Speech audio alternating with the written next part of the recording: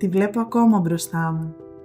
Τη γιαγιά μου, νέα, γεμάτη όνειρα, με ένα φόρεμα που έραψε μόνη της.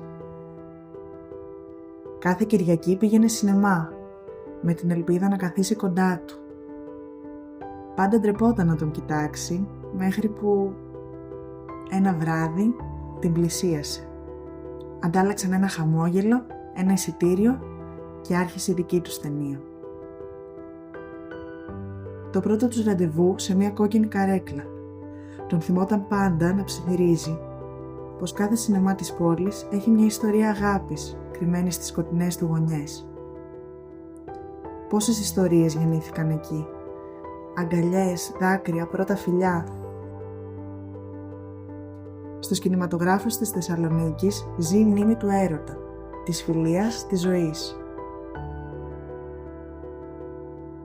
Αυτά τα σινεμά υπάρχουν ακόμα. Οι μνήμες ζουν και αναβιώνουν στο thessalonikicinema.gr.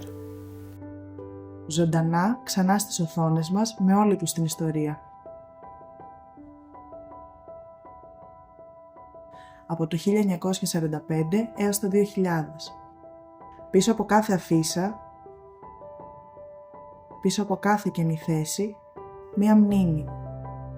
Μια καρδιά που χτυπά ακόμα μέσα στη σκόνη του χρόνου. Άνοιξε το thessalonikicinema.gr και βρες το δικό σου σινεμά, τη δική σου ιστορία. Γιατί οι κινηματογράφοι μπορεί να κλείνουν, αλλά οι μνήμες θα ζουν πάντα. Οι κινηματογράφοι χάθηκαν, μα οι μνήμες μένουν. Τη βλέπω ακόμα μπροστά μου.